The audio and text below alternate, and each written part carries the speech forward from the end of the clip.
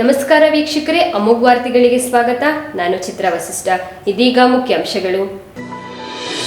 ಭಾರತ ಸರ್ಕಾರದ ಅತ್ಯುನ್ನತ ಪ್ರಶಸ್ತಿಗಳಾದ ಪದ್ಮಭೂಷಣ ಹಾಗೂ ಸರಸ್ವತಿ ಸನ್ಮಾನ್ ಮುಡಿಗೇರಿಸಿಕೊಂಡಿದ್ದ ಸಾಹಿತಿ ಎಸ್.ಎಲ್. ಭೈರಪ್ಪ ವಿಧಿವಶ. ಅರಕಲಗೂಡು ದಸರಾ ಉದ್ಘಾಟನೆಗೆ ಅಂತಾರಾಷ್ಟ್ರೀಯ ಖ್ಯಾತಿಯ ಬೂಕರ್ ಪ್ರಶಸ್ತಿ ವಿಜೇತೆ ದೀಪಾ ಬಸ್ತಿಗೆ ಆಮಂತ್ರಣ ನೀಡಿದ ಮಾಜಿ ಸಚಿವ ಎ. ಮಂಜು. ಮತ್ತು ಹಾಸನ ತಾಲೂಕಿನ ಉಗನೆ ಗ್ರಾಮದಲ್ಲಿ ಸಮುದಾಯ ಭವನ ಕಾಮಗಾರಿಗೆ ಶಾಸಕ ಸ್ವರೂಪ್ ಪ್ರಕಾಶ್ ಗುದ್ದಲಿ ಪೂಜೆ. ವಾರ್ತೆಗಳ ವಿವರ.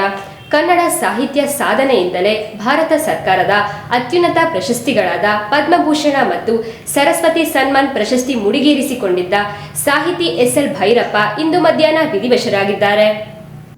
ಮೈಸೂರಿನಲ್ಲಿ ನಿವೃತ್ತಿ ಜೀವನವನ್ನು ನಡೆಸುತ್ತಿದ್ದ ಭೈರಪ್ಪ ಅವರು ವಯೋಸಹಜದಿಂದಾಗಿ ಸಣ್ಣ ಪುಟ್ಟ ಅನಾರೋಗ್ಯದಿಂದ ಬಳಲುತ್ತಿದ್ದರು. ಕಳೆದೊಂದು ವರ್ಷದಿಂದ ಬೆಂಗಳೂರಿನಲ್ಲಿ ಬಂದು ವಾಸವಾಗಿದ್ದರು. ಇತ್ತೀಚೆಗೆ ಬೆಂಗಳೂರಿನ ಖಾಸಗಿ ಆಸ್ಪತ್ರೆಯಲ್ಲಿ ಚಿಕಿತ್ಸೆಗೆ ದಾಖಲಾಗಿದ್ದು ಇಂದು ಕೊನೆಯುಸಿರೆಳೆದಿದ್ದಾರೆ.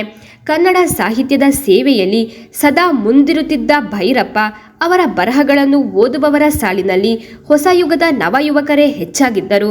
ಅವರ ಪ್ರಸಿದ್ಧ ಕೃತಿಗಳನ್ನು ಈಗಲೂ ಹಲವು ಯುವಜನರಿಗೆ ಮೊದಲ ಓದಾಗಿ ಓದುವಂತೆ ಪ್ರೇರಣೆ ನೀಡುವವರ ಸಂಖ್ಯೆಗೇನೂ ಕಡಿಮೆಯಾಗಿಲ್ಲ. ಇದೀಗ ಕನ್ನಡ ಸಾಹಿತ್ಯ ಲೋಕದ ಬರವಣಿಗೆಯಲ್ಲಿ ಶಾಶ್ವತ ಪೂರ್ಣವಿರಾಮ ಹಾಕಿದ್ದಾರೆ. ಎಸ್.ಎಲ್. ಭೈರಪ್ಪ ಅವರು ಕನ್ನಡದ ಪ್ರಮುಖ ಕಾದಂಬರಿಗಾರ, ತತ್ವಜ್ಞಾನಿ ಮತ್ತು ಚಿಂತಕರಾಗಿದ್ದರು. ಅವರ ಕಾದಂಬರಿಗಳನ್ನು ಭಾರತೀಯ ಭಾಷೆಗಳಿಗೆ ಅನುವಾದಗೊಂಡಿದ್ದು ವ್ಯಾಪಕ ಜನಪ್ರಿಯತೆ ಗಳಿಸಿದೆ. ಅವರಿಗೆ 2010ರಲ್ಲಿ ಸರಸ್ವತಿ ಸನ್ಮಾನ್, 1975ರಲ್ಲಿ ಕೇಂದ್ರ ಸಾಹಿತ್ಯ ಅಕಾಡೆಮಿ ಪ್ರಶಸ್ತಿ, 2023ರಲ್ಲಿ ಪದ್ಮಭೂಷಣ ಸೇರಿದಂತೆ ಹಲವಾರು ಪ್ರಮುಖ ಪ್ರಶಸ್ತಿಗಳು ಲಭಿಸಿವೆ. ಹಾಸನ ಜಿಲ್ಲೆಯ ಚನ್ನರಾಯಪಟ್ಟಣ ತಾಲೂಕಿನ ಸಂತೆ ಶಿವಾರ ಅಭಿವೃದ್ಧಿಗಾಗಿ ಮತ್ತು ಸಮಾಜದ ಇತರೆ ಕಾರ್ಯಗಳಿಗೆ ನೆರವು ನೀಡಲು ಡಾಕ್ಟರ್ ಎಸ್.ಎಲ್. ಭೈರಪ್ಪ ಪ್ರತಿಷ್ಠಾನ ಸ್ಥಾಪಿಸಿದ್ದಾರೆ. ಅಂತಾರಾಷ್ಟ್ರೀಯ ಬೂಕರ್ ಪ್ರಶಸ್ತಿ ವಿಜೇತೆ ಸಾಹಿತಿ ದೀಪಾ ಬಸ್ತಿ ಅವರನ್ನು ಅಕ್ಟೋಬರ್ 2ರಂದು ಜರುಗುವ ವಿಜಯದಶಮಿ ದಸರಾ ಮಹೋತ್ಸವ ಕಾರ್ಯಕ್ರಮದ ಉದ್ಘಾಟಕರಾಗಿ ಮಾಜಿ ಸಚಿವ ಎ. ಮಂಜು ಅಧಿಕೃತವಾಗಿ ಆಹ್ವಾನಿಸಿದರು. ಮಾಜಿ ಸಚಿವ ಎ. ಮಂಜು ದೀಪ್ತಿ ಬಸ್ತಿ ಅವರ ಮಡಿಕೇರಿ ನಿವಾಸದಲ್ಲಿ ಭೇಟಿ ಮಾಡಿ 2025ನೇ ಸಾಲಿನ ಅರಕಲಗೂಡು ದಸರಾ ವಿಜಯದಶಮಿ ಮಹೋತ್ಸವದ ಉದ್ಘಾಟನೆಗೆ ಆಹ್ವಾನಿಸಿದರು. ಶಾಸಕರ ಆಮಂತ್ರಣವನ್ನು ಸಾಹಿತಿ ಆತ್ಮೀಯವಾಗಿ ಸ್ವೀಕರಿಸಿದರು. ಹಾಸನ ತಾಲೂಕಿನ ಉಗನೆ ಗ್ರಾಮದಲ್ಲಿ ಸಮುದಾಯ ಭವನ ನಿರ್ಮಾಣದ ಕಾಮಗಾರಿಗೆ ಕ್ಷೇತ್ರದ ಶಾಸಕ ಎಚ್.ಪಿ. ಸ್ವರೂಪ್ ಗುದ್ದಲಿ ಪೂಜೆ ನೆರವೇರಿಸುವ ಮೂಲಕ ಕಟ್ಟಡ ಕಾಮಗಾರಿಗೆ ಭೂಮಿ ಪೂಜೆ ನಡೆಯಿತು.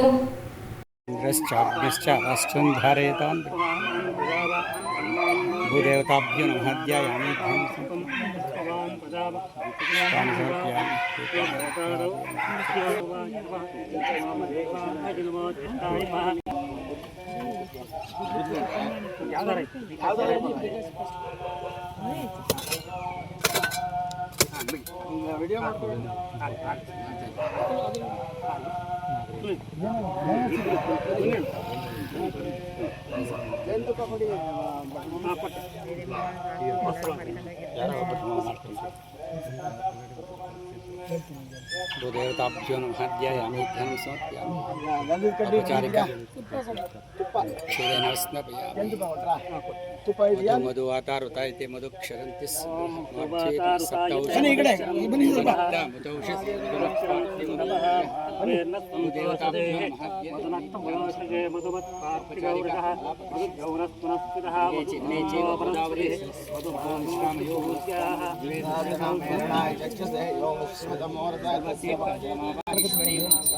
पार्किंग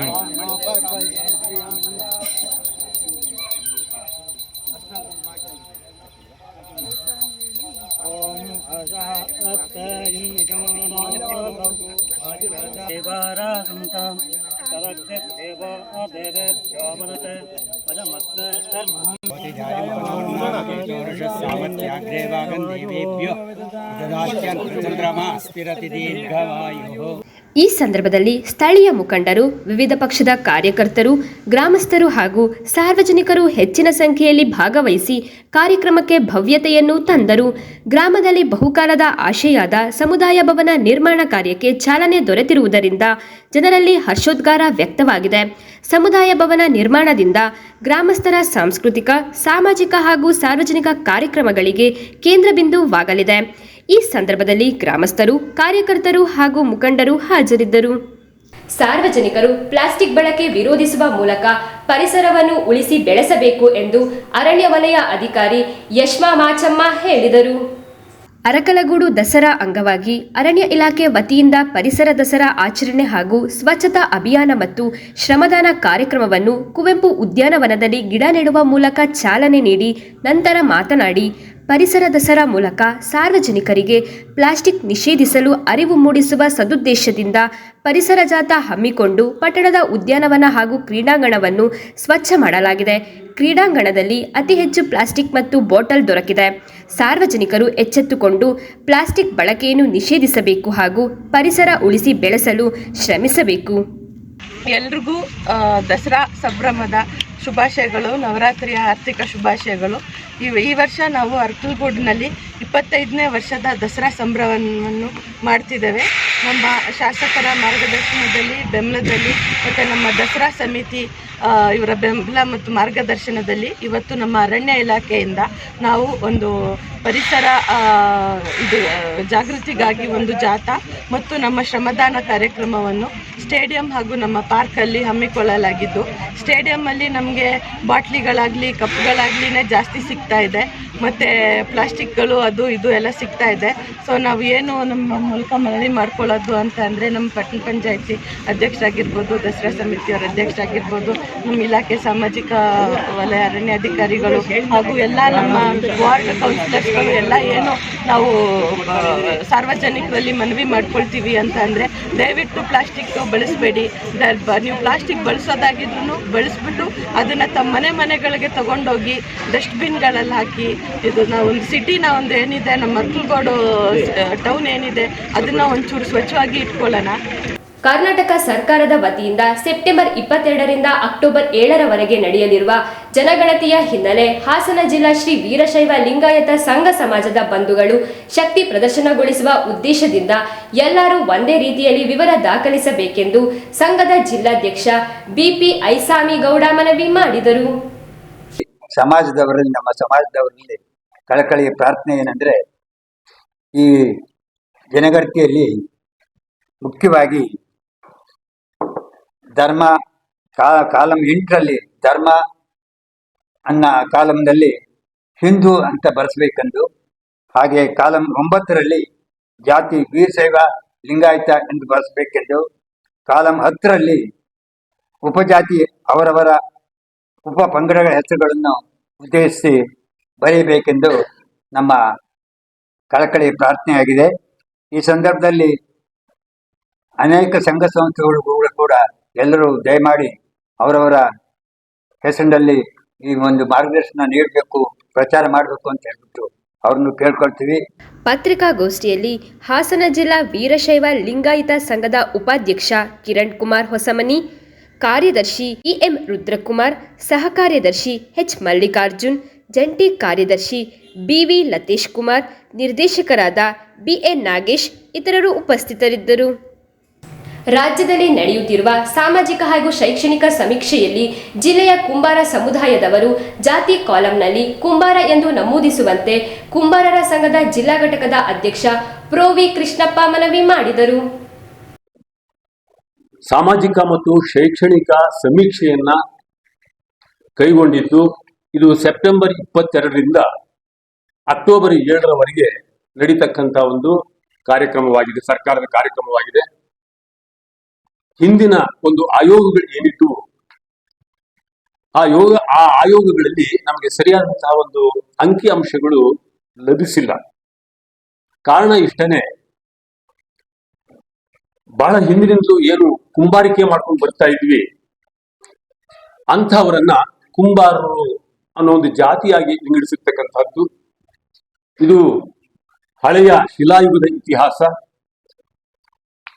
ಅಲ್ಲಿಂದ ಬಂದಿರತಕ್ಕಂಥ ಈ ಒಂದು ಸಮುದಾಯದಲ್ಲಿ ಅನೇಕ ಪಂಗಡಗಳು ಉಂಟಾಗಿ ಸುಮಾರು 9, 10, 11 ಪಂಗಡಗಳ ತನಕ ಇದರಲ್ಲಿ ಇದ್ದು ಒಂದು ನಿಖರವಾದಂತಹ ಸಂಖ್ಯೆ ನಮ್ಮ ಚಿನ್ನಪ್ಪರೆಡ್ಡಿ ಆಯೋಗದಲ್ಲಾಗಲಿ ಅಥವಾ LG ಹಾವನೂರು ಆಯೋಗ, ವೆಂಕಟಸ್ವಾಮಿ ಆಯೋಗ ಅಥವಾ ಹಿಂದಿನ ಕಾಂತರಾಜು ಆಯೋಗ ಇದರಲ್ಲಿ ಸರಿಯಾಗಿ ದೊರಕಿರುವುದಿಲ್ಲ.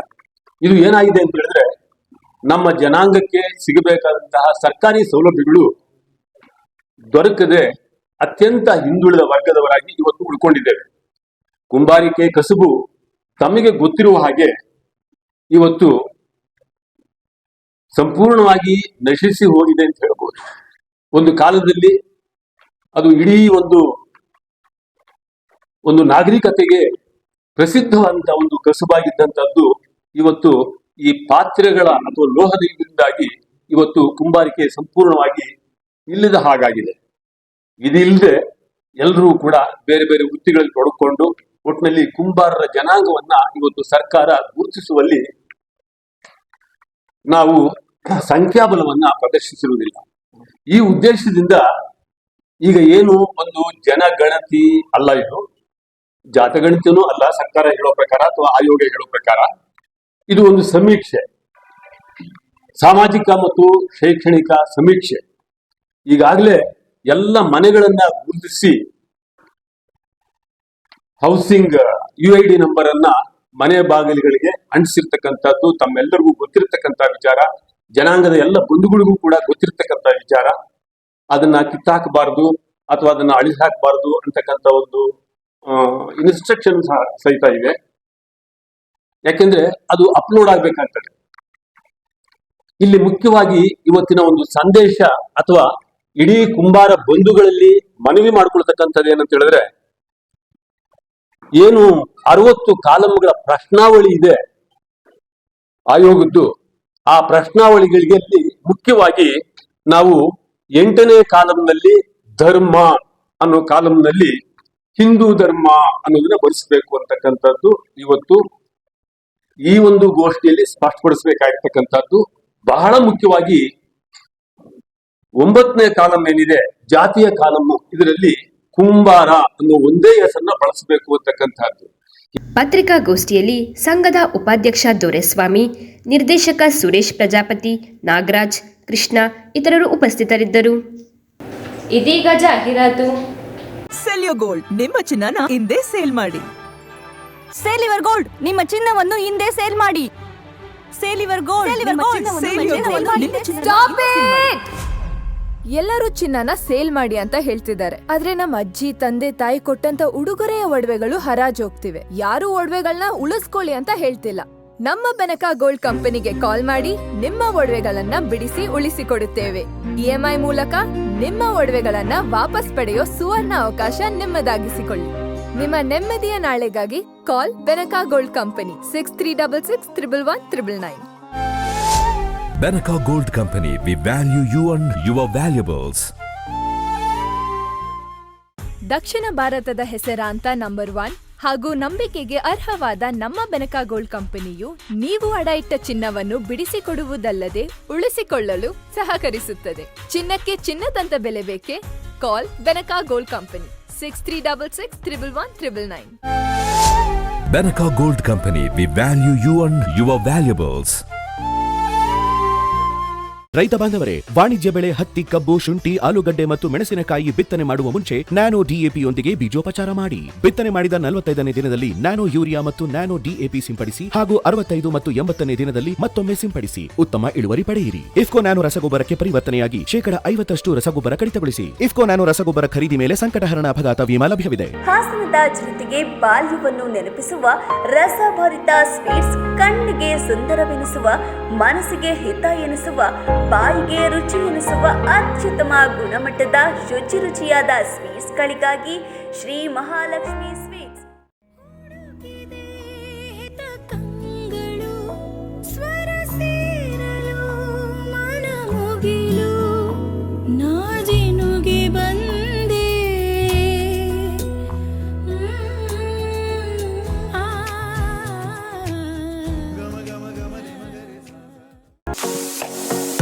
ಕನ್ನಡ ನಾಡಿನ ಹೆಮ್ಮೆಯ ಹೆಗ್ಗುರುತು ಮೈಸೂರು ಪಾಕ್ ಈಗ ಹಾಸನ ನಗರದ ಶ್ರೀ ಮಹಾಲಕ್ಷ್ಮಿ ಸ್ವೀಟ್ನಲ್ಲಿ ಲೈವ್ ಆಗಿ ಮಾಡಿಕೊಳ್ಳಲಾಗುತ್ತಿದೆ.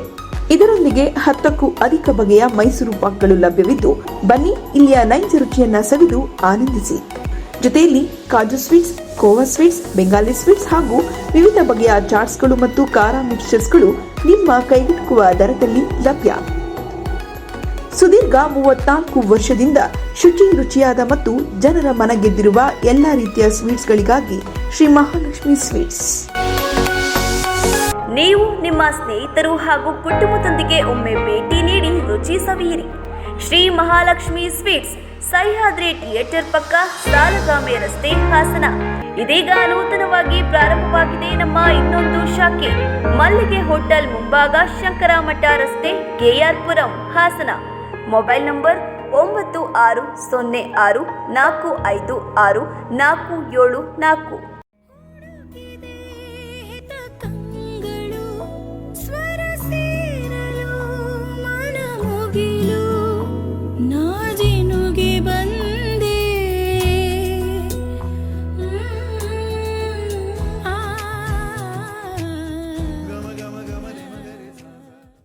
ಇನ್ನು ನೀವು ಹಳೆ ಮಾಡೆಲ್ ಫೋನ್ ಅನ್ನೇ ಬಳಸ್ತಾ ಇದ್ದೀರಾ? ಹೊಸ ಸ್ಮಾರ್ಟ್ ಫೋನ್ ತಗೊಳ್ಳೋದಕ್ಕೆ ಬಡ್ಜೆಟ್ ಪ್ರಾಬ್ಲಮ್ ಆಗ್ತಾ ಇದೆಯಾ? ಚಿಂತೆ ಬೇಡ. SP ಮೊಬೈಲ್ಸ್ ನಲ್ಲಿ ನಡೀತಾ ಇದೆ ಫೆಸ್ಟಿವಲ್ ಸೇಲ್. ಹಬ್ಬಗಳ ಪ್ರಯುಕ್ತ ಮೆಗಾ ಎಕ್ಸ್ಚೇಂಜ್ ಮೇಳವನ್ನ ಆಯೋಜಿಸಿದ್ದಾರೆ.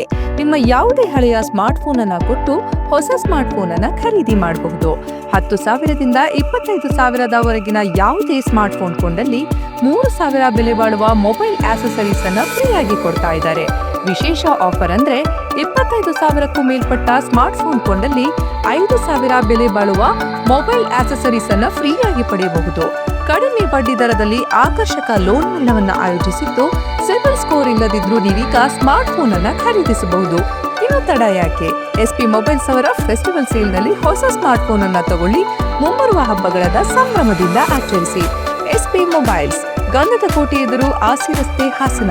ಕಾಂಟ್ಯಾಕ್ಟ್ 9035937854, 8073743652 ಮತ್ತು 8197265252.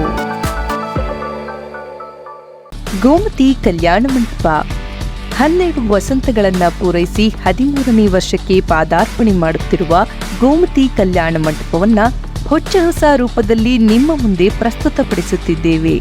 ಅತ್ಯಾಧುನಿಕವಾಗಿ ನವೀಕರಣಗೊಂಡ ಕಲ್ಯಾಣ ಮಂಟಪದಲ್ಲಿ 1,500 ಜನರು ಪಾಲ್ಗೊಳ್ಳಬಹುದಾದ ಬ್ಯಾಂಕ್ವೆಟ್ ಹಾಲ್, 700 ಜನರು ಊಟ ಮಾಡಬಹುದಾದ ಡೈನಿಂಗ್ ಹಾಲ್ ಇದ್ದು, ಮದುವೆ, ಬೀಗರ ಔತಣ, ನಾಮಕರಣ ಮತ್ತು ಎಲ್ಲ ಶುಭ ಸಮಾರಂಭಗಳಿಗೆ, ಸಸ್ಯಾಹಾರಿ ಮತ್ತು ಮಾಂಸಾಹಾರಿ ಔತಣಗಳಿಗೆ ಹಾಲ್ ಅನ್ನ ನೀಡಲಾಗುತ್ತದೆ. 4 ಎಕರೆಗೂ ಅಧಿಕ ಜಾಗದಲ್ಲಿ ವಾಹನಗಳಿಗೆ ಉತ್ತಮವಾದ ಪಾರ್ಕಿಂಗ್ ವ್ಯವಸ್ಥೆ ಸಹ ಲಭ್ಯವಿದೆ. ನಿಮ್ಮ ಕುಟುಂಬದ ಸುಂದರ ಕಾರ್ಯಕ್ರಮಗಳನ್ನ ಅತ್ಯುತ್ತಮ ಕ್ಷಣಗಳನ್ನಾಗಿ ಮಾರ್ಪಾಡಾಗಿಸಲು ಒಂದು ಒಳ್ಳೆಯ ಜಾಗ, ಅದುವೇ ನಮ್ಮ ಗೋಮತಿ ಕಲ್ಯಾಣ ಮಂಟಪ. ಗೋಮತಿ ಕಲ್ಯಾಣ ಮಂಟಪ, ಕೋರ್ಟ್ ಹೊಸ ಬಸ್ ನಿಲ್ದಾಣದ ಹತ್ತಿರ, ಚನ್ನಪಟ್ಟಣ ಬಡಾವಣೆ, ಹೊಳೆನರಸೀಪುರ ರಸ್ತೆ, ಹಾಸನ. ಬುಕಿಂಗ್ ಹಾಗೂ ಹೆಚ್ಚಿನ ಮಾಹಿತಿಗಾಗಿ ಸಂಪರ್ಕಿಸಿ 9448427261, 8970568666.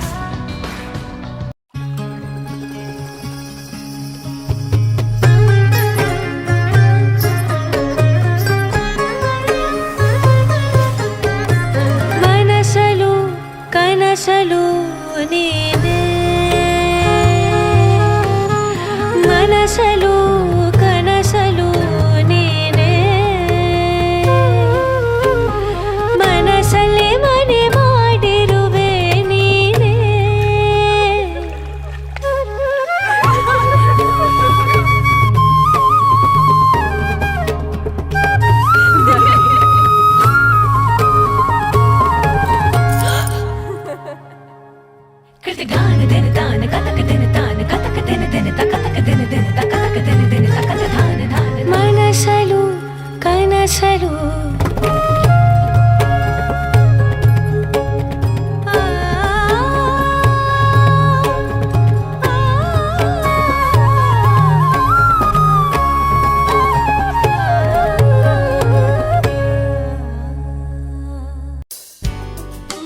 ವೈದ್ಯಕೀಯ ಸೇವೆಯನ್ನು ಬಡ ಜನರಿಗೆ ಹಾಗೂ ಎಲ್ಲ ವರ್ಗದ ಜನರಿಗೆ ಅನುಕೂಲ ದರಗಳಲ್ಲಿ ಉತ್ತಮ ಗುಣಮಟ್ಟದ ವೈದ್ಯಕೀಯ ಸೇವೆಯನ್ನು ಒದಗಿಸುವ ಬದ್ಧತೆಯೊಂದಿಗೆ ಎಸ್ಎಸ್ಎಂ ಮಲ್ಟಿ ಸ್ಪೆಷಾಲಿಟಿ ಆಸ್ಪತ್ರೆ ಕಳೆದ 2 ದಶಕಗಳಿಂದ ಕಾರ್ಯನಿರ್ವಹಿಸುತ್ತಾ ಬಂದಿದೆ.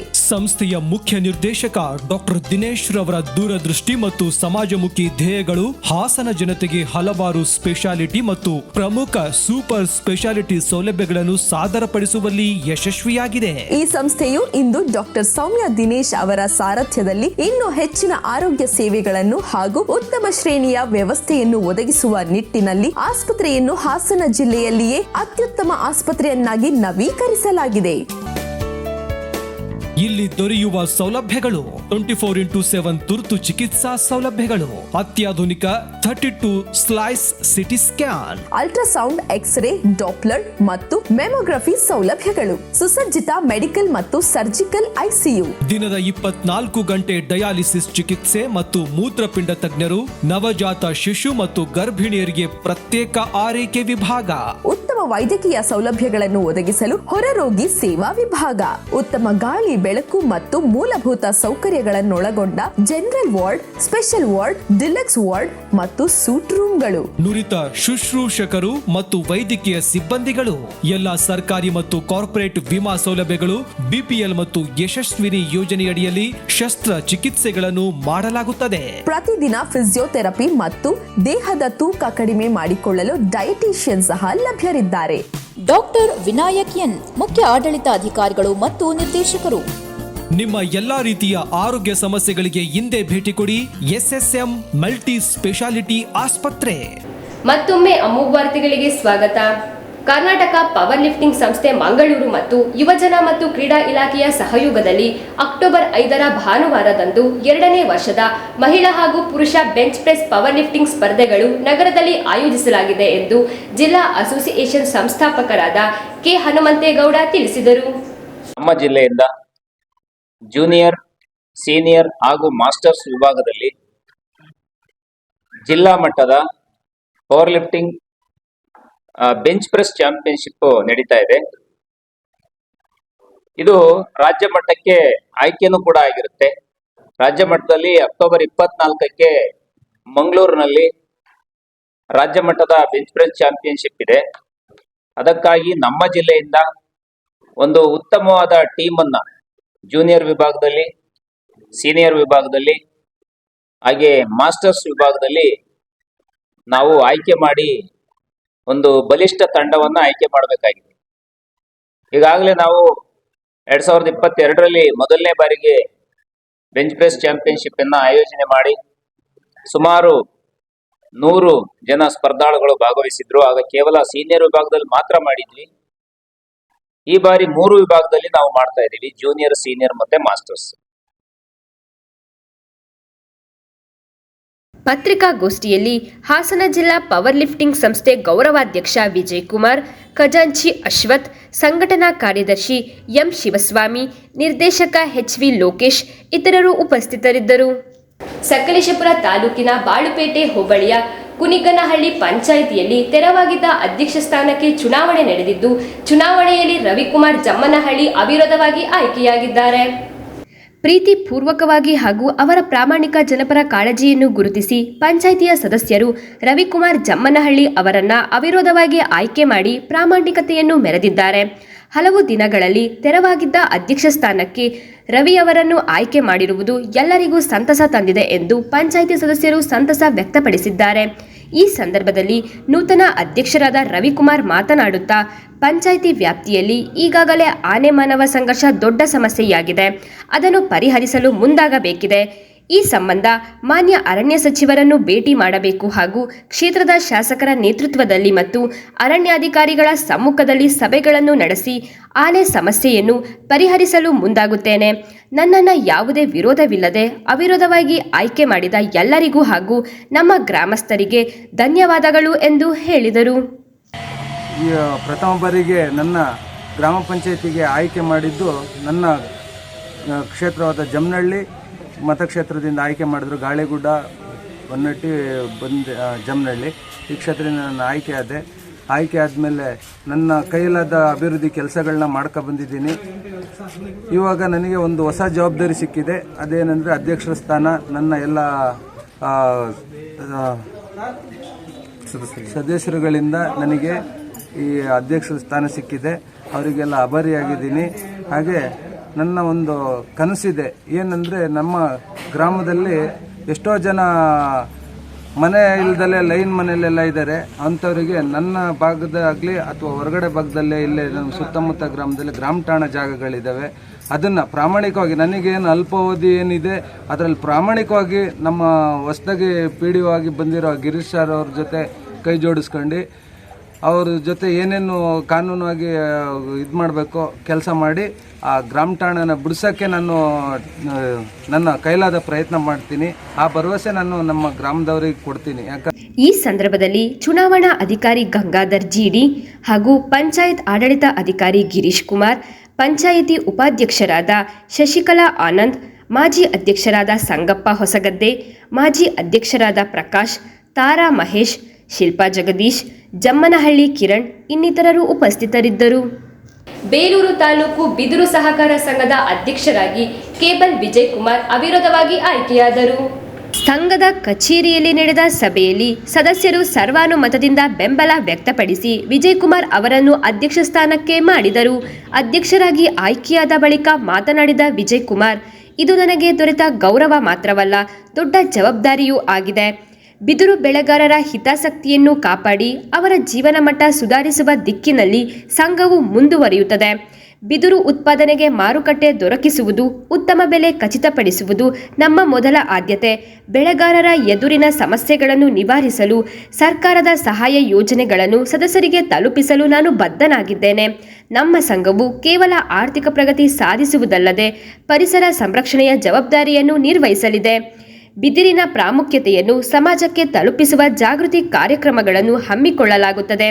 ನಾನು ಸಂಘದ ಎಲ್ಲ ಸದಸ್ಯರ ಸಹಕಾರದಿಂದ ಈ ದಿಸೆಯಲ್ಲಿ ಕಾರ್ಯನಿರ್ವಹಿಸುತ್ತೇನೆ ಎಂದು ಹೇಳಿದರು. ಈ ಸಂದರ್ಭದಲ್ಲಿ ನಾವು ಧನ್ಯವಾದಗಳನ್ನು ಹೇಳಬೇಕಾಗತ್ತೆ. ಹಾಗೂ ಈ ಎಲ್ಲ ನಮ್ಮ ಬೆಳವಣಿಗೆಗೆ ನಮ್ಮ ಬೇಲೂರು ತಾಲೂಕಿನ ಬಿದಿರು ಕೆಲಸಗಾರರು ಸಹ ಹಾಗೂ ಸದಸ್ಯರು ಇವರಿಗೆ ಒಂದು ಬೆಂಬಲವನ್ನು ನೀಡುತ್ತಾ ಈ ಸಂಘವು ತುಂಬ ಉನ್ನತ ಮಟ್ಟಕ್ಕೆ ಬಂದಿದೆ. ಆಮೇಲೆ ಈ ಬಿದಿರು ಕೆಲಸಗಾರ ಸಹಕಾರ ಸಂಘ ಹಾಸನ ಡಿಸ್ಟಿಕ್ಕಲ್ಲಿ ಯಾವುದೇ ಒಂದು ಕಪ್ಪು ಚಿಕ್ಕೆ ಇಲ್ಲ. ತುಂಬ ಚೆನ್ನಾಗೇ ನಡ್ಕೊಂಡು ಹೋಗ್ತಿದ್ದಾರೆ. ಯಾವ ಗಲಾಟೆ ದುಂಬಿ ಏನೂ ಇಲ್ಲ. ರೇಷನ್ ಅಷ್ಟೇ ತುಂಬ ಚೆನ್ನಾಗಿ ಕೊಡ್ತಾರೆ, ಫೋನ್ ಮಾಡಿ ಕರೀತಾರೆ.